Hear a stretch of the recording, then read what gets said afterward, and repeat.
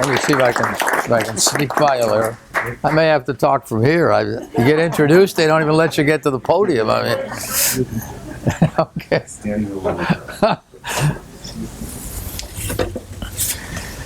Okay, well, this is great honor to be here, and great honor to receive this award. I looked at the list of people who have been honored before, and it's overwhelming. I mean, I find it difficult to believe that I'm in this company, and I keep telling myself, boy, this Chicago Roundtable has really gone down. That's all I can say.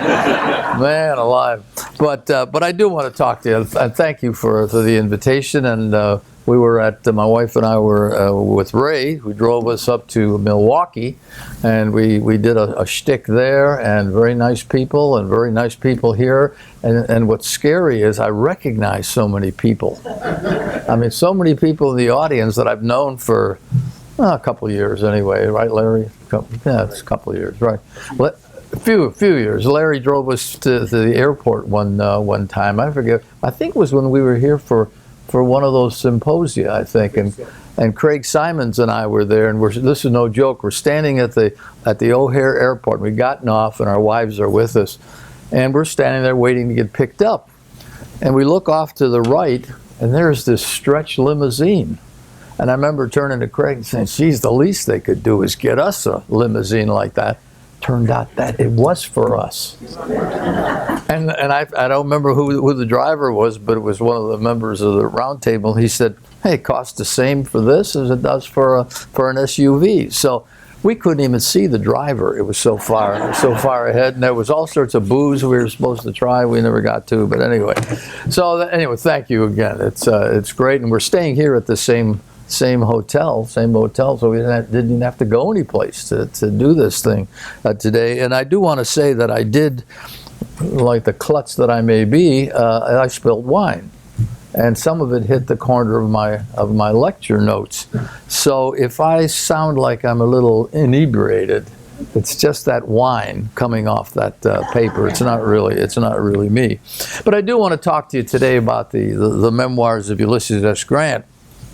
Well, you all know, you're all Civil War buffs and nuts and whatever term we want to use, but over time a variety of people who participated in the American Civil War have written their life stories, have written their memoirs, their own perception of what happened in this 1861 to 1865 period and what their lives have meant.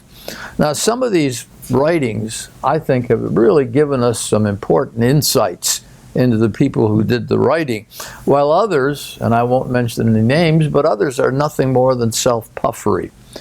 Some demonstrate in their memoirs why they were important in 1861-65, while others try to make themselves become important in that period. Well, the American Civil War did indeed provide a lot of opportunity to a lot of different people to write their memoirs, to record what had been going on during this particular period. It was important to an awful lot of Civil War warriors to make sure that the public understood exactly what had happened during this period, and even more importantly in some cases, to understand what they had been involved with during this period. And in many ways, and let me try and see if this will work here. Wonderful. It actually works. You might recognize, this is Jubal Early, Confederate general, and he was one of these people who wrote memoirs, and he pushed other people, other Confederates, to write memoirs so that people would understand that, yeah, the North may have won the Civil War, but we in the South were the virtuous people. So the North won the war, but the South won the virtue. What? There, whoops. What did I do, Alan? There it is. Well, in any case, even Jefferson Davis, who you recognize as the president of the Confederate state, wanted to make sure that everybody understood why the Confederacy took up arms. And he insisted in this book, Rise and Fall of the Confederate Constitution, he wanted to make sure that people understood that slavery had nothing to do with the Civil War, absolutely nothing. And he said that defeat in the Civil War had nothing to do with any weakness on the part or any failings on the part of the Confederacy or of the Confederate political society. Hey, don't blame me. He would basically is what he's saying. So he's again making that point. We may have lost the Civil War, but we won the war of virtue. And that's really the basic argument. That's what the lost cause is really about. And that's what the argument is generally about. Well, the fact of the matter is that Union generals didn't remain silent either in all of this. And one of the leading figures, of course, was our friend William Tecumseh Sherman. And what's interesting about the Union people who wrote memoirs is a lot of them didn't write anything to disprove the Confederates. They wrote something to disprove their fellow Union generals. I'm better than you were. You know, you might say that, but I'm better than you were. And that's really what Sherman is saying. He's insistent in his 1875 memoirs, which is early. That's one of the ones that was early. He wanted to be sure that everybody understood his role in the Civil War. That as a military man, he was second only to one other person. And that other person was, of course, Ulysses S. Grant, this Midwesterner, this Illinoisan, who, with another Midwesterner, Abraham Lincoln, had preserved the Union. But I think one of the things that you must keep in mind is that Grant is a very humble individual, very humble man. And he doesn't worry about his wartime reputation because he knows in his heart of hearts that his reputation is okay, is set, is no problem. So he had no desire, absolutely none, to write anything about his role in the Civil War, and let alone, he certainly did not want to write a full-fledged memoir. So you've got Grant, the great general, and Lincoln, the great politician. But you look at Grant, particularly, we're not going to say much about Lincoln here, but in any case, Grant had accomplished some things, hadn't he? He'd been the leading Union general. He's a two-term president of the United States. You say, well, big deal. Except, remember that when Grant was president, there had not been a two-term president since Andrew Jackson, and there was not to be one until Woodrow Wilson came along. So that whole middle period, so to speak, is a time when there are no two-term president. Grant's one of them. And he's the first truly modern American president. He did so many things. We could talk about that all night. But he did so many things that set a stage and set the rules, if you like, for the way American presidents lived on into the 20th century. He's the most popular American figure in American society during the late 19th century. Now, this is true even in the South, which is very, very difficult to believe, but it's true. He doesn't need to write anything to back up his reputation. He's already safe and secure. And yet, he wrote his memoirs. And there's Ulysses Grant, the general. He writes this. And by the way, the man next to Grant, and this is in our presidential library, is Dr. Mark Keenum, the president of Mississippi State University. And as I said to the Milwaukee people yesterday, you're seeing a great example of sucking up. You know, I made sure he was in there. So he's two presidents right there. Grant's president, so is Mark Keenum. He's also the first American president to ever tour the world. You know, presidents today go all over the world. Grant's the first one to really do that. Nobody else up to that point did it. Now, he's no longer president, He's already finished his term, but he literally spends 2.5 years touring the world and taking American democracy to the world. The interesting thing is then, well, why should he even bother? He doesn't need to protect his reputation. As I've said, it's already safe and secure. So why bother? Well, he writes his memoirs, the famous books, and they were done this way, and I'm going to talk a little bit more about them. But his memoirs are considered the greatest piece of American literature other than Moby Dick's book, the book on Moby Dick by Herman Melville.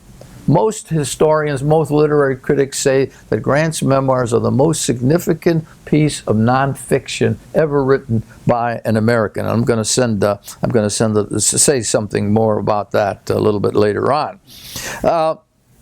So here's a guy who doesn't want to write his memoirs. And he says he can't write. He says, I can't write. And he said, besides, if I write something, who's going to care? Who's going to read this thing? But he doesn't do it to protect his reputation. Doesn't do it at all. There are other reasons why Grant finally decides to write his memoirs, and they have nothing to do with his role in the Civil War. Century Magazine was a major journal of that late 19th century period, and it was under the editorship of these three men: Richard Gilder, and you've heard of Gilder Lehrman. This is the descendant of Gilder. You see Robert U. Johnson, and you see Roswell Smith. Roswell Smith, pardon me. In any case, what they tried to do is they realized how popular the Civil War was. And so what they did, they reached out to both Union and Confederate generals to write articles, to write pieces for their magazine, for their series called The Battles and Leaders of the Civil War. And very quickly, actually, these stories started popping, articles, chapters started popping out. Everybody was writing one of these things. But of course, there's one guy. If this is going to be successful, there's only one person that they've got to have, and that's good old Ulysses S. Grant. So they approach Grant and say, wouldn't you like to write some articles for our Battle Leader series? Everybody else is doing, why don't you do it? No, I'm not interested. I'm not interested in doing this. He showed absolutely no interest. He said, look, if anybody wants to know anything about the Civil War, all they have to do is look to Bestow. Adam Bestow was his aide. Grant had helped him write a three-volume history of the Civil War. So he said, if you want to know anything about it, it's already in Bestow. I'm not going to waste my time and do it again. And again, he said that'd be redundant. And again, he says, besides, I have no talent for writing. I can't do this. So that didn't stop the publishers, including an individual named Mark Twain, Samuel Clemens. They still stayed after Grant. Come on, Grant, write something for us. And remember that the Twain is a good friend of Grant's. They used to smoke cigars together.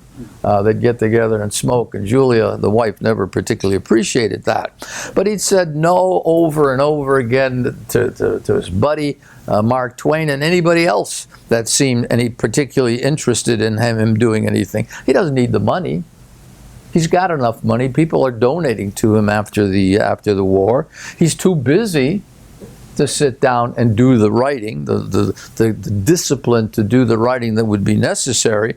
In fact, if he has his choice, and this is not an accurate railroad car, but this is the best one I could find, because he's president of what is known as the Mexican Southern Railroad Company.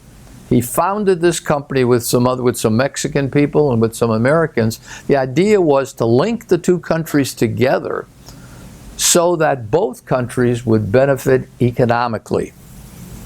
In other words, he'd be tying the two countries together for economic reason and for the betterment of both nations. So that's what he really wants to do, and you can see the letters that we have that are in the Grant papers about his activities, etc. So things are going great. Things are going great for Ulysses S. Grant. And then tragedy strikes. An unexpected catastrophe hits. It's Christmas Eve, 1883. And he's returning from what we would call a Christmas party. In those days, they called it a holiday gala. Well, what he did basically, and I didn't get into this enough when we were talking last night, but what he did was he's brought to his home, and this is not the home. This is the site of the home, but it was that wide. It was a very narrow kind of thing with numbers of floors, etc. Well, anyway. The coachman leaves Grant off in front of the house, and he walks in. And then he remembers it's Christmas Eve. Well, I've got to do something for that coachman. So he decides, he reaches in his pocket, pulls out some money, and comes walking out again, hands the money to the coachman. And when he does that, he suddenly slips, and he falls, and he lands on his left leg to the point that it never really recovers. For the rest of his life, he's got to be walking around with a cane. In fact, he stayed in bed. He couldn't even move for weeks after this particular thing happened. So he had to walk with a cane, as I said, the rest of his life. So that's not a very good thing to have happen. And then things pick up again. And what happens is, what do we got here? There it is. His son, the second son actually, Fred is the oldest, this is the second oldest, Ulysses Grant Jr., and his nickname was Buck. And he was called Buck because he had been born in Ohio. And he had an aunt that said, "My goodness, isn't he a good-looking Buckeye?" And so he got a nickname Buck. So in any case, Buck is working on Wall Street with a financier who's called the Wizard of Wall Street, namely Ferdinand Ward. And there's a brand new book, well, it's about a year old now, book on this by a Ward descendant who agrees with what I'm going to say, by the way. But anyway, the idea was that these two guys, Buck and Ferdinand, would get people to invest in their company. And it was going great. People were making money hand over fist. So they go to U.S. Grant and they say, "Grant, we'd like you to become part of this company." And he said, "Oh, okay."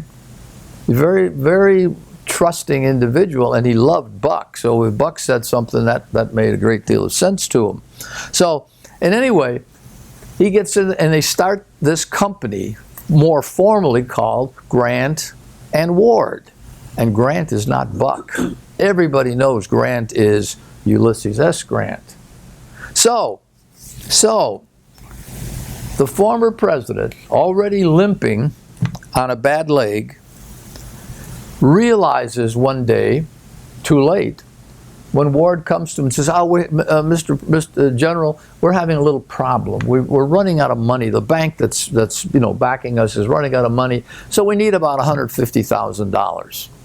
So Grant goes to the president of the New York Central Railway Company, Vanderbilt, one of the Vanderbilts, and he asks for a loan. And the guy says, "I don't like to give loans, but for you, General, here's the money."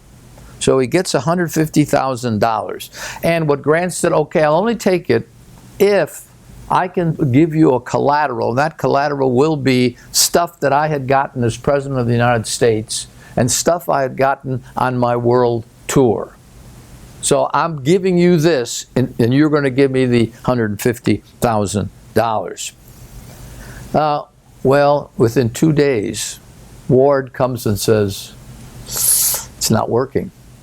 Literally what happens is this cartoon. There is a fall of monumental proportions.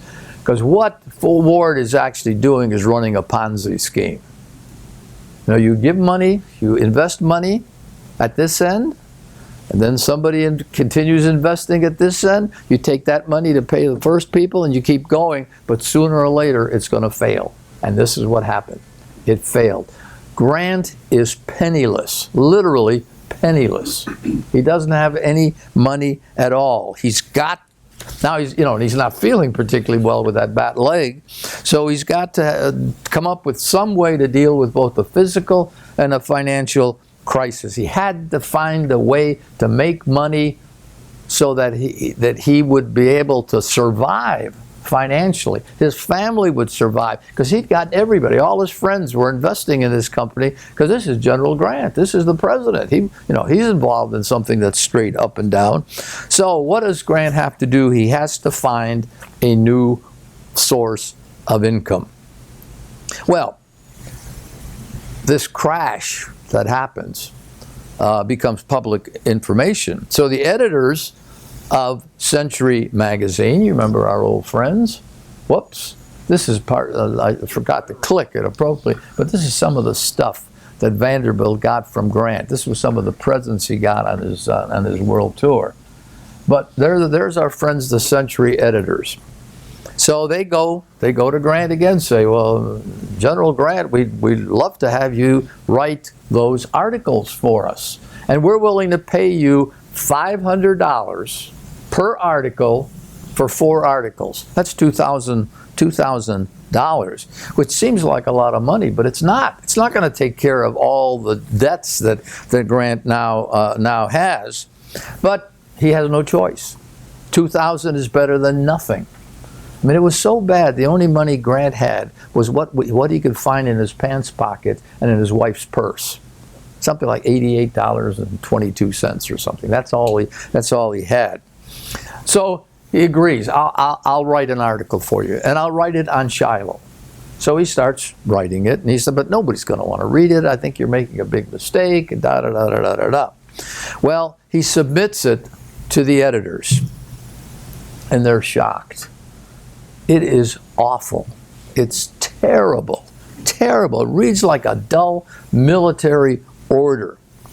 Grant had been writing, it seemed. He couldn't write. So now you imagine, you're these 3 guys, right?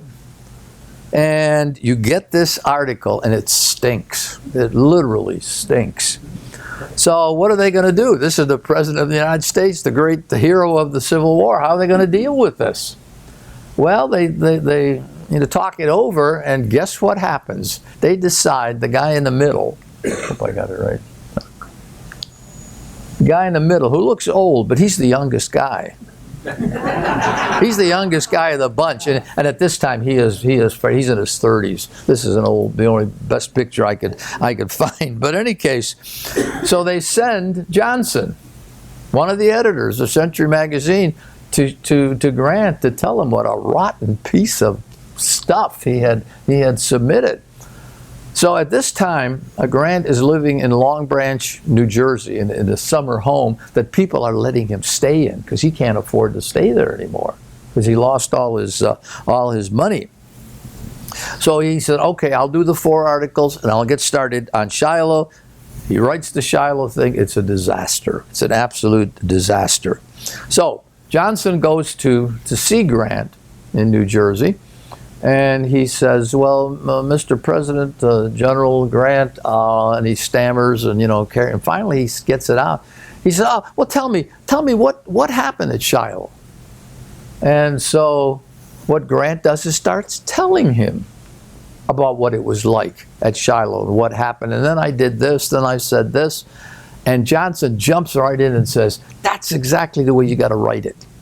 Don't just, do it like a battle report. Do it like you're talking to a friend. You're talking to a buddy. You're telling him about what happened.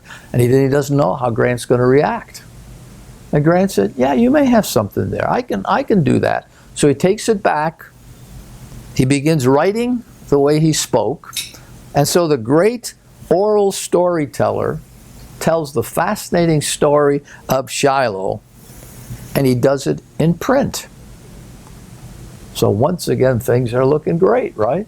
This is, I don't have much money, but I've got a new career perhaps, and so on and so on and so on. Well,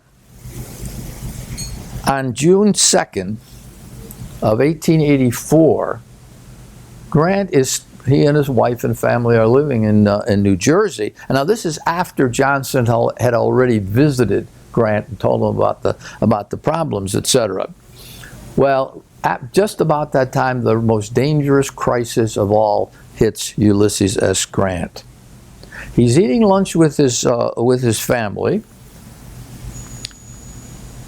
And that's the house. It's no longer there, but that was the summer home in Long Branch, New Jersey, and that's Julia Grant, who, by the way, always looks sideways because she's got a bad eye and she feels subconscious about it, so very self-conscious.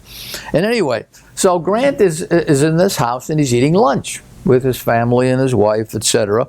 And he absentmindedly takes a peach out of a fruit bowl and he bites into it. And he gets this sudden pain in his throat and in his mouth. And his throat immediately feels like it's on fire. So he tries some water, and he tries to douse it with water. And it's just like, drinking lava or something. And so Julia's there, and she said, well, maybe what you did is, maybe when you bit down on that peach, maybe there was a bee or some insect on it that bit you in the back of the mouth. But you got to go to the doctor. I want you to go to the doctor and see what the problem is so we can get it taken care of. Well, Grant was, as I've said another times, Grant is the typical husband, and I can say that because I'm a typical husband. What happens is Julia says, go see the doctor. Nah, I'm okay. I don't need to do that. No, that's okay. It's no big problem. Now keep in mind that Grant had smoked probably since Donaldson in 1862. This is 1884. He had smoked 20 cigars a day. 20 cigars a day. You can imagine. And so what had happened was he has developed cancer in his mouth. He doesn't know this yet. So he's in a real crisis. All these other things are going on, and now doesn't know what it is, but he won't go see the doctor. Well, it turns out that a neighbor has a friend who's a physician who comes and pays a visit, and they get Grant to open his mouth and let the doctor look in, and he takes one look and says, you better go see your family doctor. Well, remember, his family doctor's in New York City, where he's living now. He's in New Jersey. He doesn't leave for New York, to get back to New York, until the fall in September. And what happens then is the doctor's on a trip to Europe, so he's not there. So it's something like 4 months, to make a long story short, 4 months before he's able to have somebody actually take a look at what he could, what was going on in that situation. So he finally sees the doctor. The doctor looks at it, sends him to a throat specialist, an individual who's very well known in the profession, the greatest, perhaps one of the greatest doctors of that period, dealing with that sort of thing. And the guy takes one look inside his mouth, and he must have made some gesture or something, because Grant said, it's cancer, isn't it? The doctor said, well, we can probably do something for you. Well, he can't. It's a death warrant. There's nothing that you could do except numb the pain at that particular time in American history. So, what's he going to do? He's got to make some money because he still doesn't have a lot of money. He knows he's got cancer. He knows that if he doesn't do something for his wife and children, when he dies, they're not going to have anything. They're not going to be able to survive.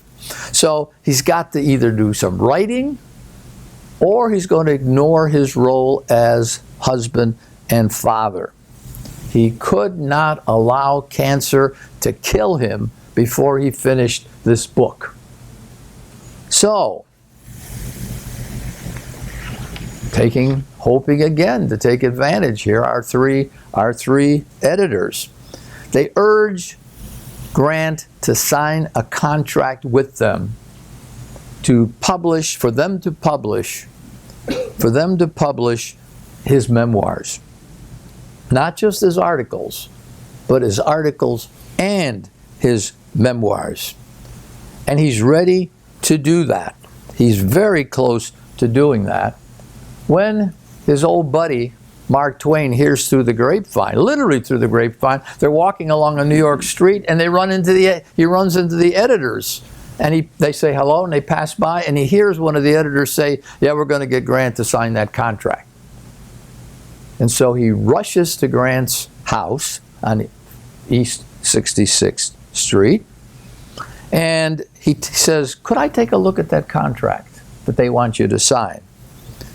Before he really signed it, he said, "Maybe I can do a little better for you." Well, it turns out that Grant and his brother-in-law, see at the bottom there, Charles L. Webster and Company, that's a relative of Grant's. They formed this company, pardon me, and the idea is that they are going to publish one of Grant's pieces. Nobody would think it's going to be any big deal. Something called Huckleberry Finn.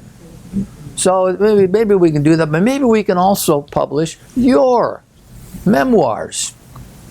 So Grant thinks it over, and he finally decides, "Yeah, I'll do it. I'll sign with Mark Twain." But it bothers him a lot because he says, "I think I promised the Century Company that I would sign with them, but I'll sign with the Twain Company." Well, there's a myth that's out there that Mark Twain wrote the Grant memoirs. He did not. I've seen the original script. Grant sat there and wrote it in longhand. What Twain did, Twain was the business agent, and he was a brilliant business agent. He wasn't so good in his own works, but he was great with Grant's works, as we'll see in a few moments. So, Grant is dying of cancer, and everybody knows that. He knows it. He's got to get his book finished. So he puts himself, as only Grant could do in the discipline that he had, he would write regularly, something like 4 to 5 hours a day. And the only thing they could do for him to kill the pain was they would douse the part in his actually it's what they call it, a tonsillar platform, I think it was called. And that was where the cancer was. So what they would do, they would paint that with a mixture of water and cocaine. And that would numb the thing and maybe let him go a little bit. He couldn't sleep very well because if he tried to lie down, he'd gag. The phlegm from the cancer would gag him.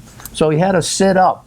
You see these two chairs put together? That's what he'd sit on. He'd stretch his legs out, and he'd stay that way. And during the night, sometimes he'd wake up. They'd have to do something to help him. And so it was an awful thing. If you really want to read something terrible, read the volume 31, the notes of the Grant papers, when it talks about what he went through. It's unbelievable. When my wife and I were reading that, I mean, it brought us close to tears. What the man was suffering.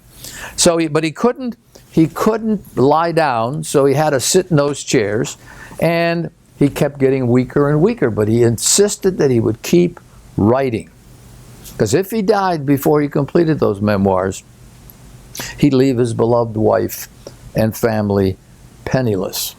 Well, if any of you have been in New York in the summer, you know how hot and humid it can get. And Grant is living in that house that's no longer standing there on 66th Street. But the idea is we've got to get him to some cool weather. Maybe that'll help some.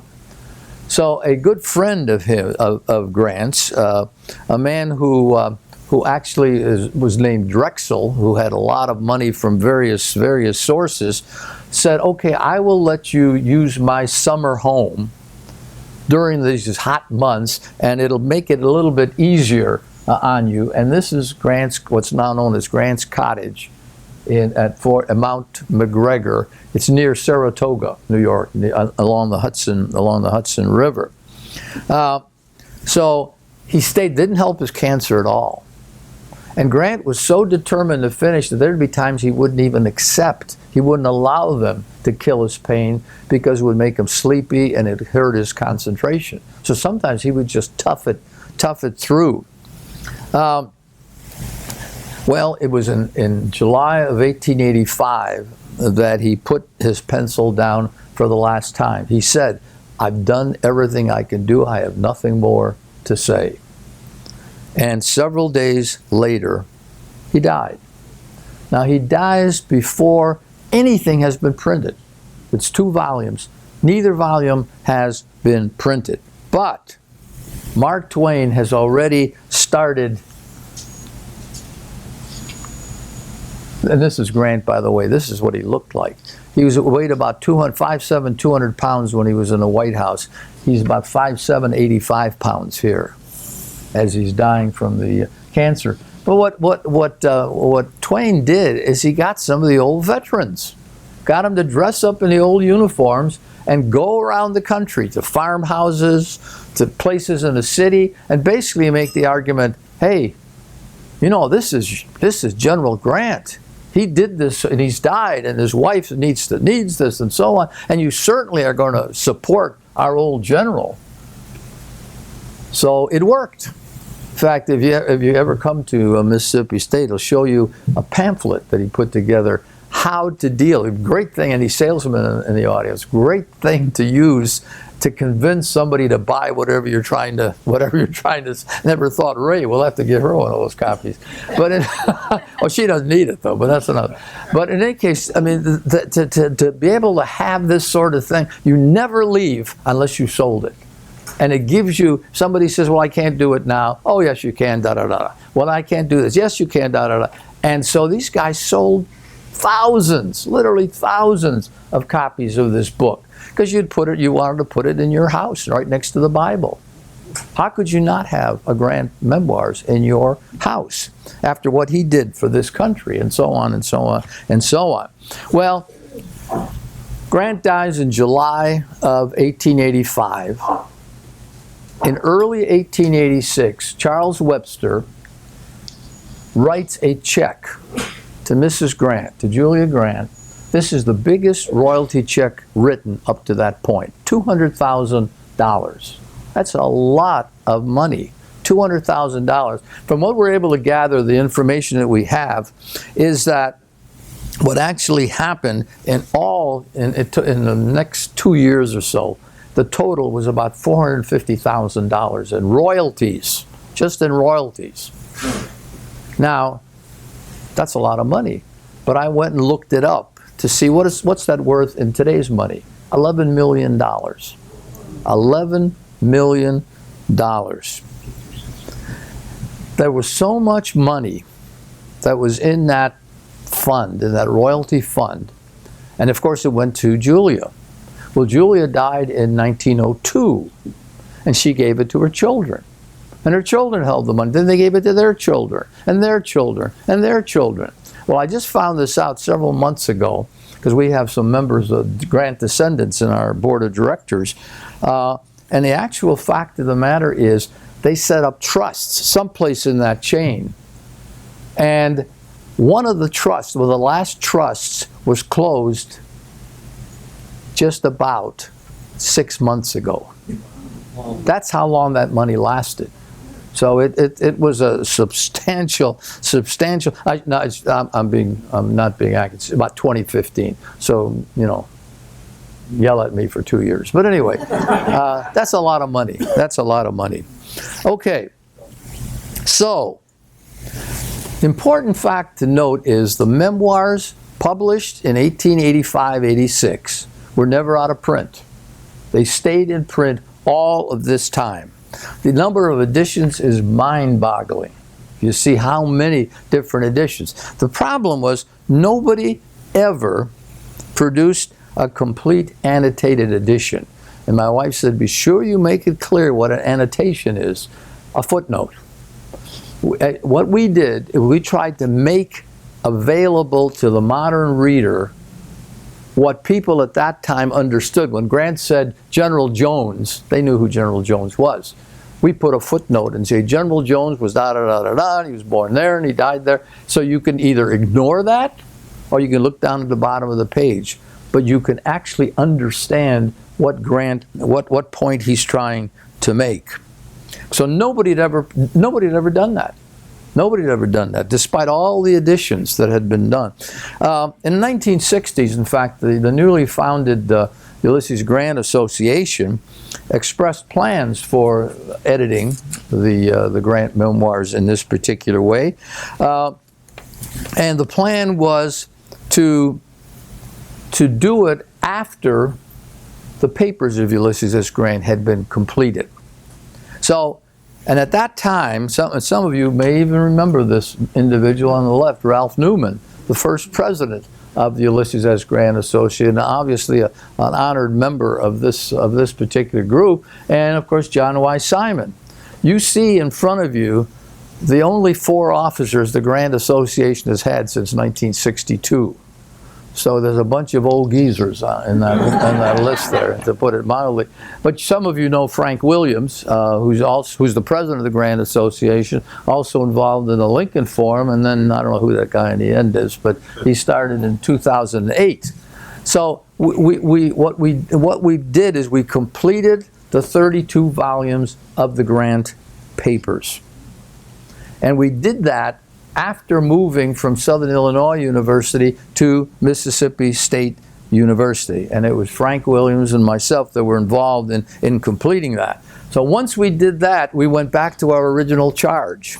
And the original charge was that the Grant Association was going to do an annotated edition of the Grant memoirs. So now I'll show you their pictures later, but two young editors named David Nolan and Louis Gallo, working as associate and assistant editors, worked on this, and the result was in 2017, in October of 2017, the publication of the Grant memoirs. And we were particularly thrilled for 2 reasons. One was that it was published by Harvard University Press. Second reason was it became a Belknap Press series, which is the book that they give the biggest push to. So that was particularly a great too. And the other great thing was we convinced Harvard to put the footnotes, the annotations at the bottom of the page, at the foot of the page. You have no idea how much effort that took and how much arguing that took to get it done, because it's expensive. It's expensive to do it that way. It's a lot easier to put it at the back, but who wants to sit there flipping pages? So we insisted that no, we weren't going to do that, and they bought it, so that was great. So what we have now is we have a modern edition of the Grant memoirs. The old version, yeah, there it is. There it is. But the old version had been, as I said, had been regularly republished. But usually what happened was some historian would take what Grant had done and then write a new introduction, which was fine. There was some very good introductions. Jim McPherson, for example, did one of these. But they ended up with doing something like 100 annotations, 100 footnotes.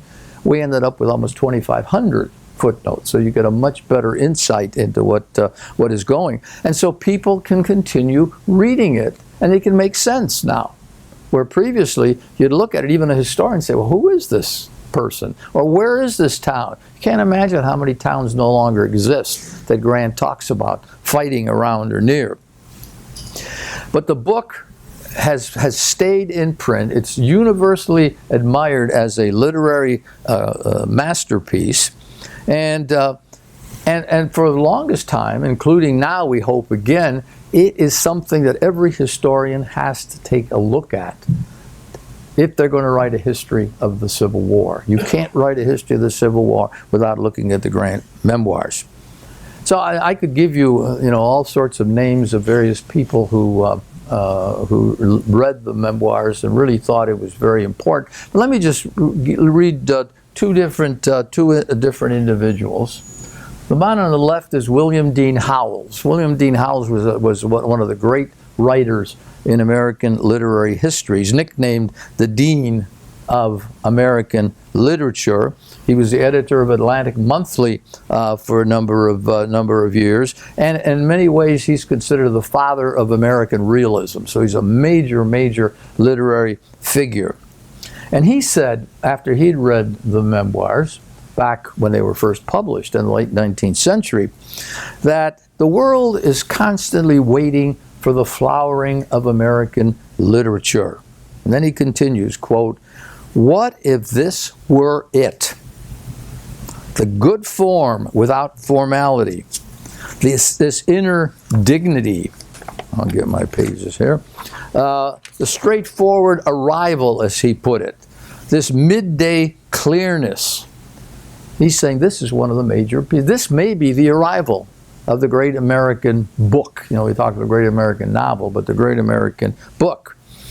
And then I also like to use Gore Vidal, because I could give you any number of other individuals, but some of you may know Gore Vidal is was one of the great cynics in American literature. He got in arguments with everybody. Nobody wrote as well as he did, and so on and so on and so on. Well, in the 20th century, Gore Vidal, this critic writer, put it this way, quote, "It is simply not possible to read Grant's memoirs without realizing that the author is a man of first-rate intelligence. His book is a classic."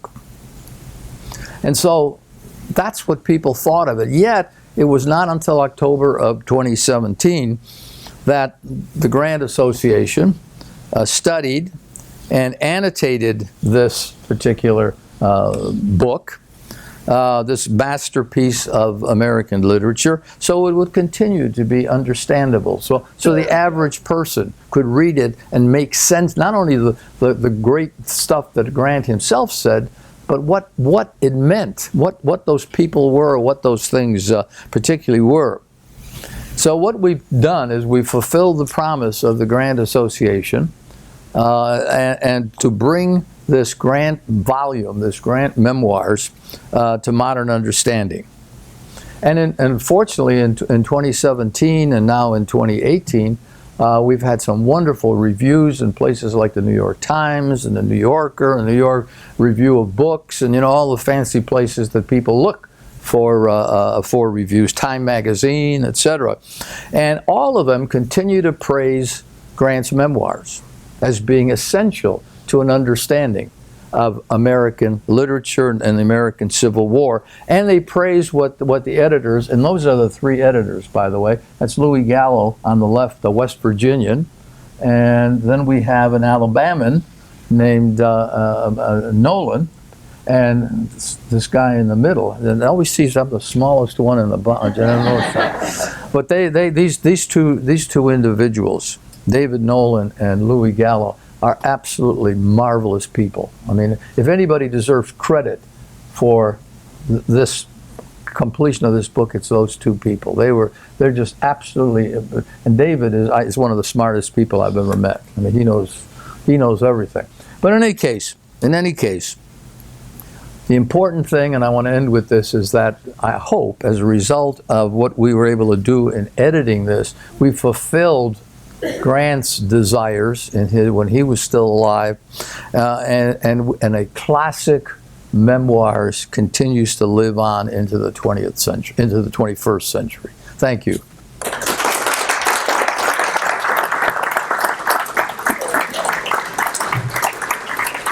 Yes, ma'am. The only thing I'd ask, I'll be happy to answer questions. Just yell at me. You say I wear hearing aids, and so sometimes I don't hear so well. But anyway. What do you think of the Ron Chernoff book on Grant? Yeah, well, I'm glad. Several people asked me that around dinner. Ron Chernoff spent at four different occasions a week, each time at our facility, looking through our material, and he is a amazing researcher. He has an incredible memory, and most importantly, I think he's one of the nicest guys I've ever met. He understands what archivists do, and he's very thankful. So if you look at his acknowledgments, we get a nice play there. But the book is well done, and I'll tell you an inside story.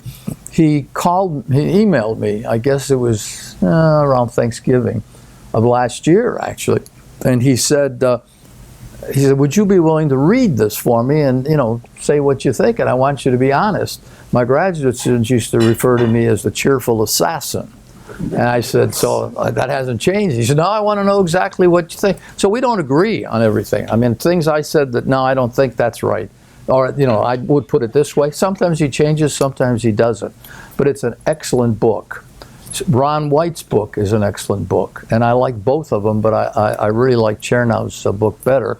And if you want to read another really good book, to Chuck Calhoun, who's written a book on the presidency of Ulysses S. Grant, which is an excellent, excellent book. And then I hear there's a Memoirs that's pretty good too. So, but anyway, I hope that answers your question. Yes. What was the, you know, had to be a fantastic project. What was the most exciting discovery you made in the research and going to the footnotes and manuscript? Well, one of the things we did, one of the great myths is that Grant's memoirs are full of errors, full of mistakes. They're just not reputable. That Grant spends all his time puffing himself up, and he spends all of his time saying that Sheridan and Sherman are the great people. One of the things we found very few errors in the book, and what we found would be something like maybe Grant would say, and then I took, I'm making this up, 23,000 people into battle. And we'd find, well, actually he was taking 24,500.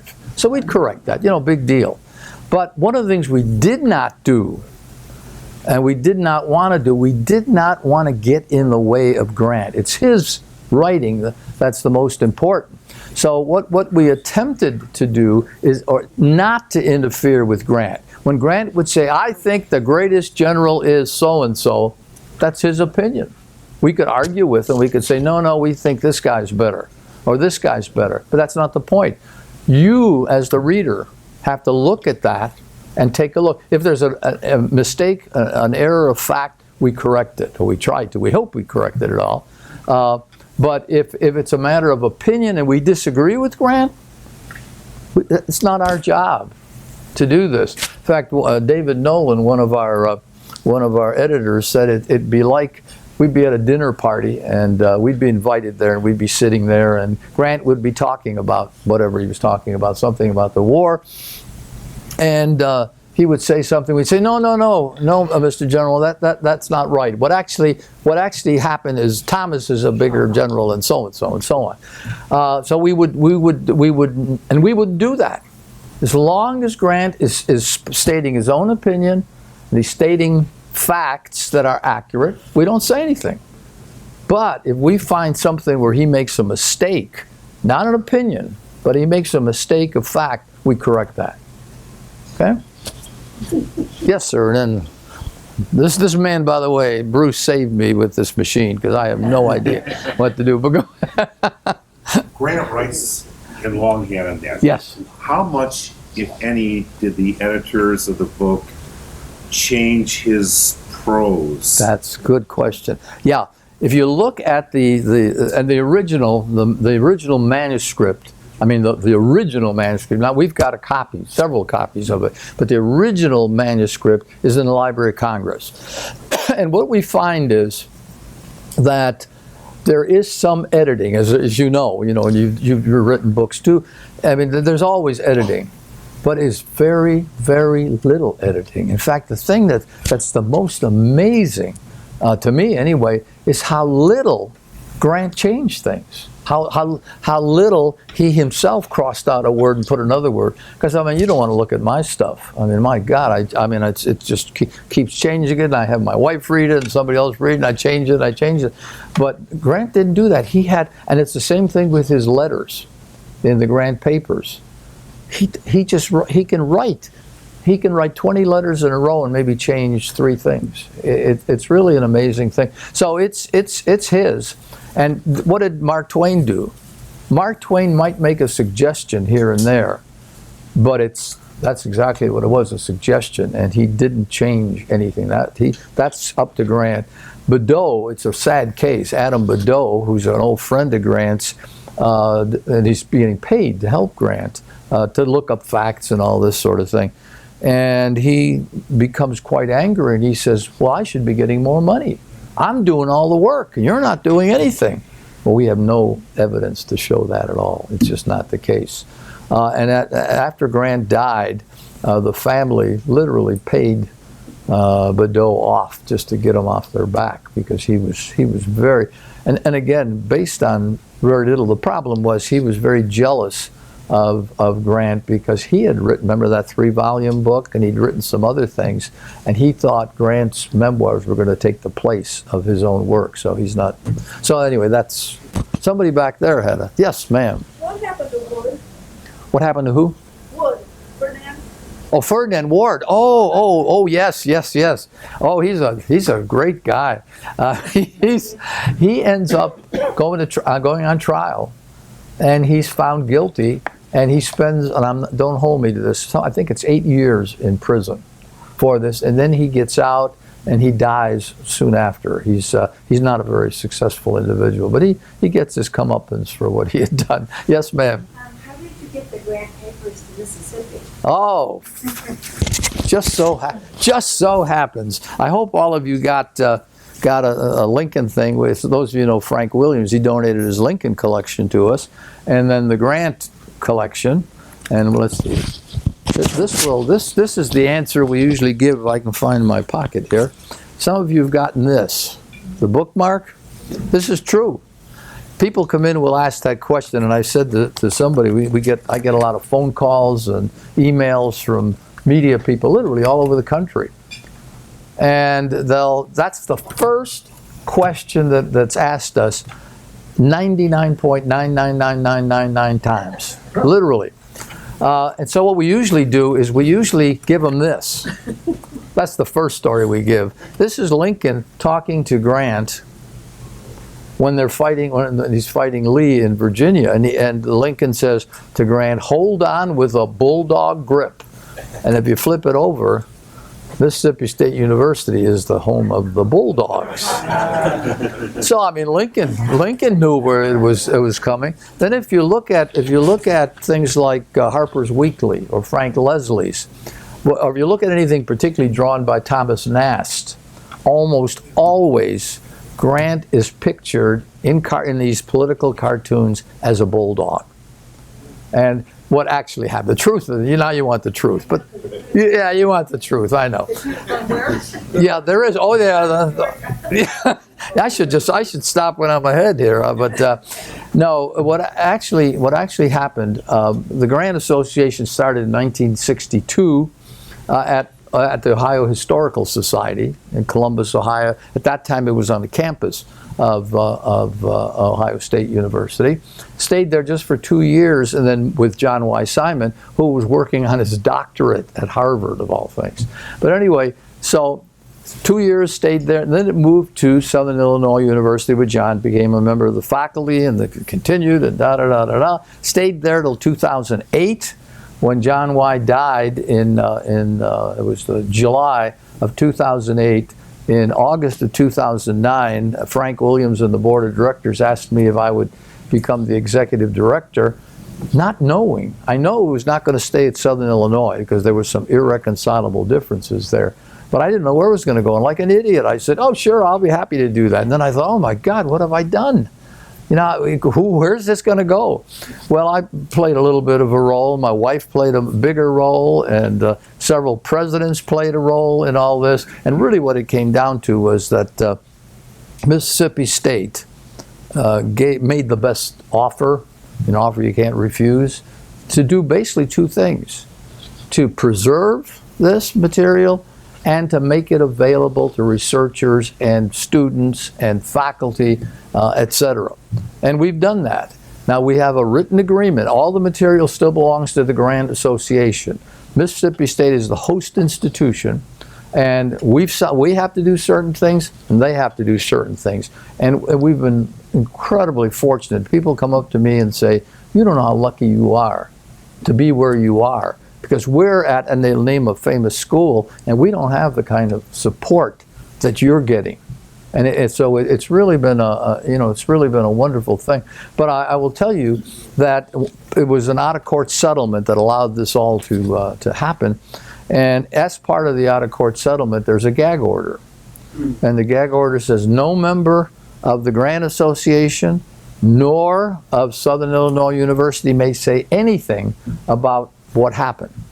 So unless you want me to go to Sing Sing or whatever the place, I can't tell you. But I can give you public information. If you're really interested, go to the Southern Illinois University website for the late winter and early spring of 2008. And when you get on that website, go to the student newspaper, the Egyptian, and look at that January, February, March, April, May. It'll tell you more than you want to know. And it's a horrible story. And that's why I don't even like to think about it. And I've honestly tried to stay away from that. We have a wonderful relationship with Southern Illinois University now. And it's worked incredibly well. But there were some issues. Gosh, I scared everybody, yeah. There's a common question. It is ironic that, of all places, Mississippi. Yeah, right. Grant spent a lot of time in his life there during the war. But I just wonder if you have any comments on the relationship between the way Grant wrote his writing Yeah. and the way he delivered his orders to his subordinates during the campaign. Because I recall reading Ed Barr's trilogy, of course, and as opposed to Lee, if practicable. If practical, yeah, right. Grant didn't write orders that way. No. And so I just wonder if the juxtaposition of those styles or the relationship, was there a close relationship between those styles or not at all? No, I think, I would argue, and you may hear somebody else say something just the opposite, but I would think that the situation was such that Grant was able to change, from the time when he wrote the orders, and that was true. Everybody knew exactly what Grant wanted them to do when he wrote his orders. Lee, you didn't know, because he would say if practicable, or maybe you do this, or be a great idea if you did such and such. But Grant would tell you, here's what I want you to do, and here's when you want to do it. And his letters are very much to the point, very few cross-outs, and they're right there. So that's what he thought he was going to do when he wrote his memoir, or he wrote the Shiloh thing. And then the editors at Century said, well, you really don't want to do that, General. You don't want to write like you write orders. You want to tell a story. And that's precisely what he does. Yes, sir. You're kind of in a unique position to comment on the friendship of Sherman Yes. and Grant. So I'd love to hear your thoughts about that, particularly in regard to influences anything related to the memoir. Yeah, oh yeah, that's when I was still teaching, I used to tell the story to try to demonstrate, the relationship between the two men. And I'd give the example of, let's say we're sitting here and listening to something, and door opens up and Grant and Sherman walk in. Okay, what would happen? Well, what would happen is Grant would look around very sheepishly and then find maybe a corner over there and just sit there and, listen, not say much. Sherman would come in, and he'd say, oh, for goodness sake, Charlie, I haven't seen you in a long time. Slap him on the back. What about this? How's that business going? And he'd go through the whole room, and he knew everybody, and he'd say something like that. The two were totally different personalities, not anywhere similar, yet they're the best of friends. And the reason they're the best of friends, I think, is because they both realize they can trust the other guy. That no matter what happens, he'll have my back.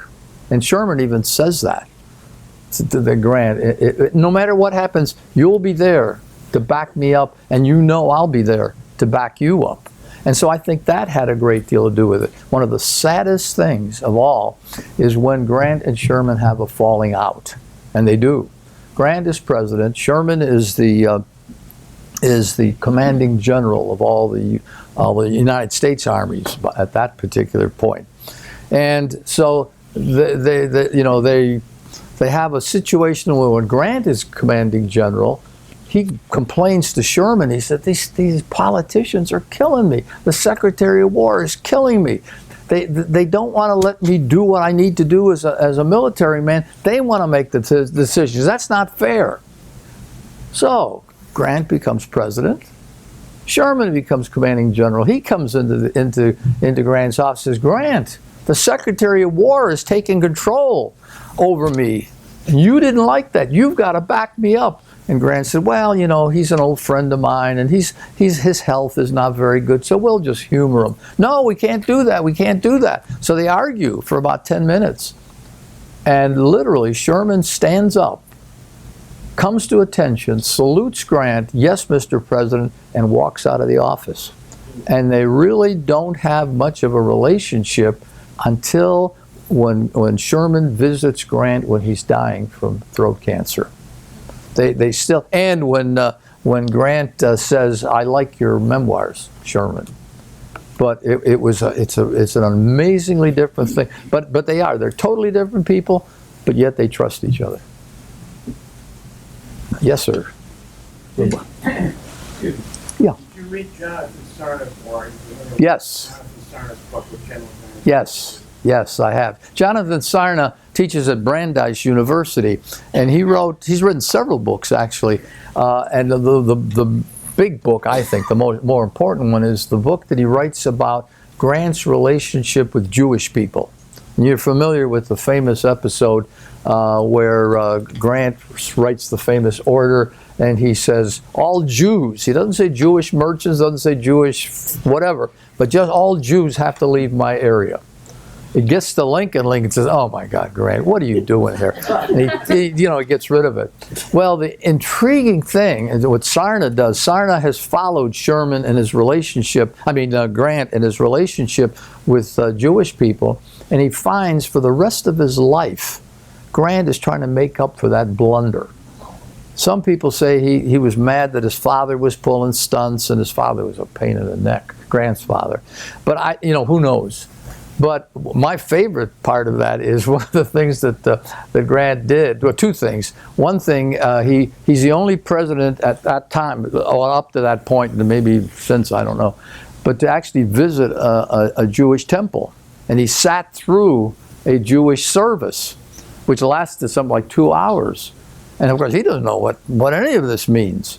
But he sits there just to show his support for the Jewish people. And and then there's just and then the other one is you remember the famous Indian episode where Grant is trying to change the Indian policy of the United States. I mean, the Indians are really not being treated very well. So, excuse me, Grant wants to change this. He wants to make a change. And so one of the things he does is he tries to reform the system of Christian missionaries. So what does he do? He appoints a Jewish man as head of all the Christian missionaries. So if you want to read a fascinating book, Jonathan Sarna's book is really, I think it's first rate. And he's also done a book, which that's my own, I don't think it's as good as this one, but it has to do with Jewish people in the Civil War. And what role they played, and it's stuff I never knew, I'll be honest with you. But I just don't think it's as powerful as this other book. I don't know how much time I'll sit up here forever. Okay. Questions. This is far too fascinating. I could tell stories and make up things for the rest of the night. Yeah. Can you have a water, Gene? Let me just have a little bit of water before I run. My throat runs. I'm maybe talking about that cancer of the throat. I don't know what it is, but anyway. Please. How do modern historians rate U.S. Grant as a president? That's an excellent question. How do historians rate Grant as president? Used to be, going back into the 1940s, Arthur Schlesinger Sr. started a poll of historians.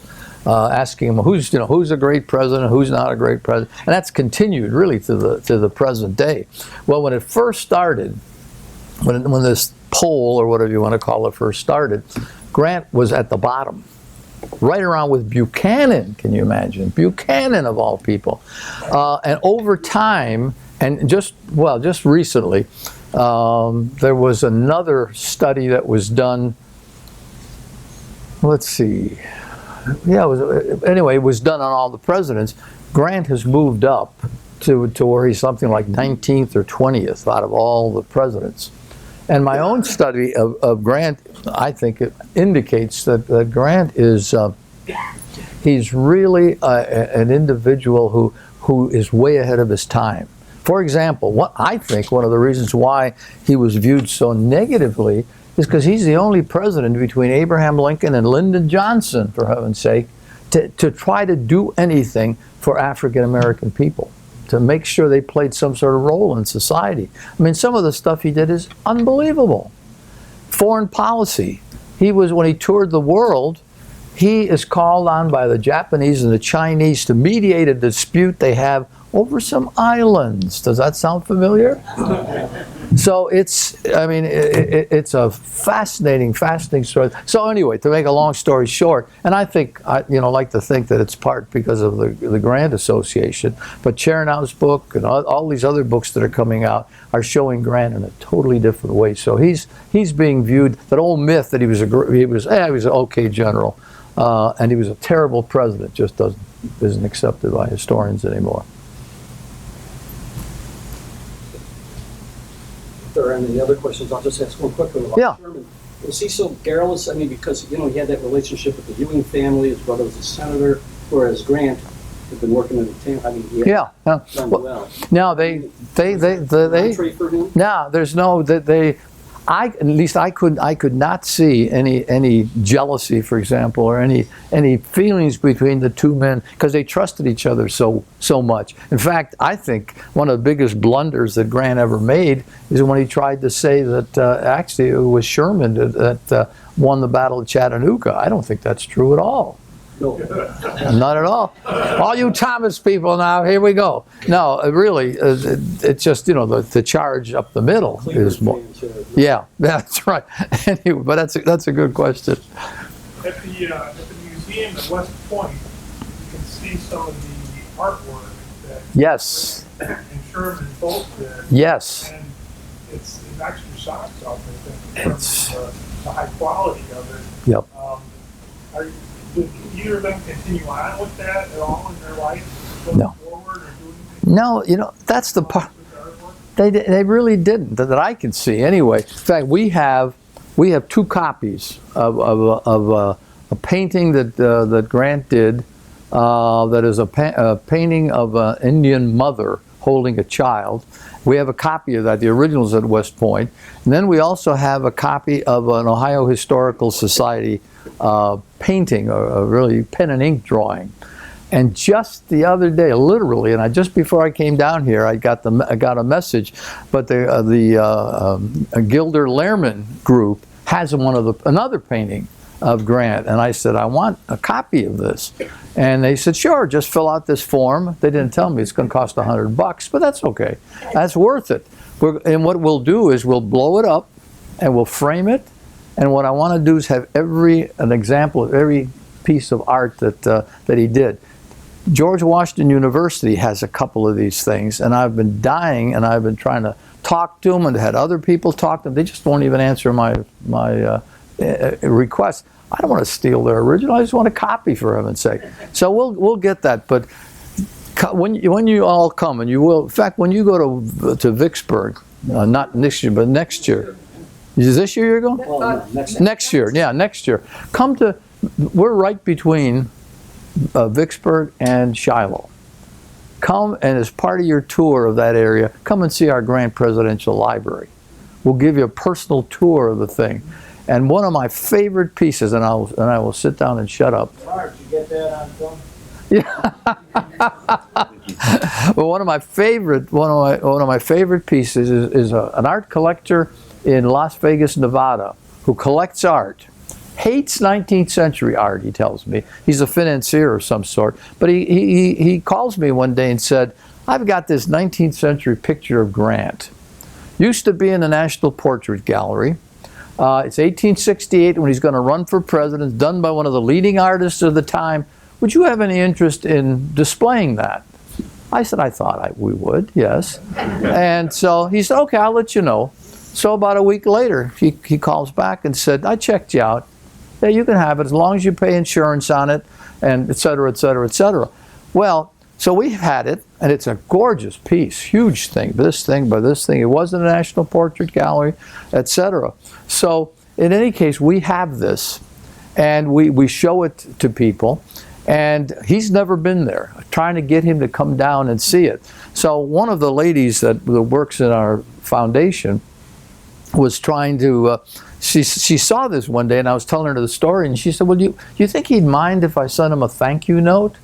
And I said, no, I think it's a great idea. So she sends him a thank you note.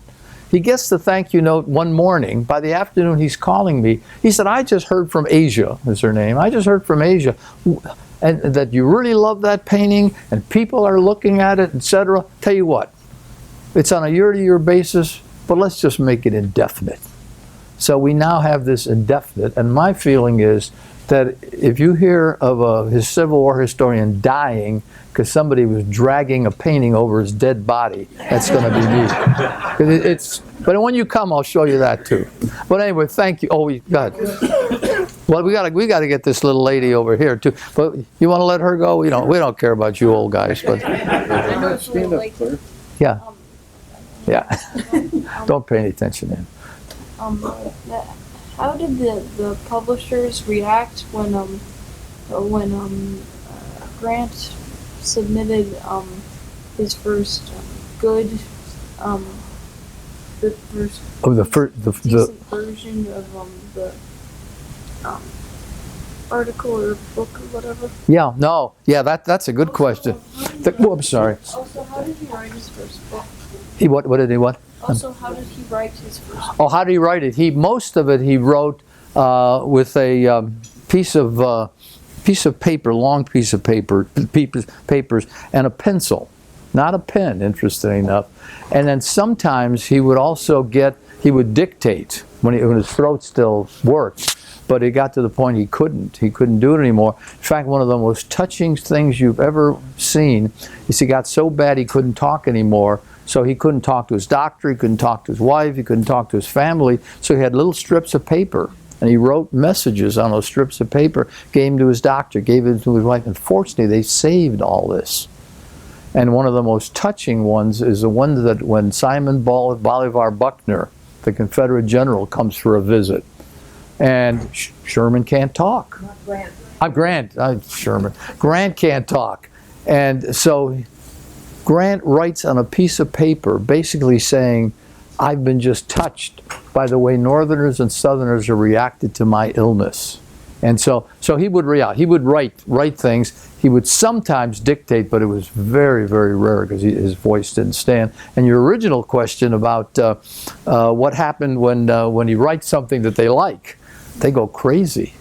Because this means that they're going to sell a lot of copies of their magazine. They can say, hey, Grant just wrote about Shiloh. No kidding. Boom. And that's true. So when you write your first novel, I want a copy, okay? Yes, sir. No? You couldn't top that anyway. Anyway, with great reluctance, we will proceed. Professor Marszalek, we'd like to present you with two things. One, a little plaque. It's already been framed, so yeah, that's I don't know how wonderful. suitable that is, but it's been framed. Oh, that's in appreciation for your efforts, and also the club is prepared to make a donation of $500 to the Ulysses S. Grant Association. Oh, wonderful! Yes, oh, that'd be wonderful. Or a charity of your choice, but we. No, that's the charity of my choice. Yeah, that's wonderful. That's great, guys. Thank you. That will be forthcoming. Yes. Thank you. And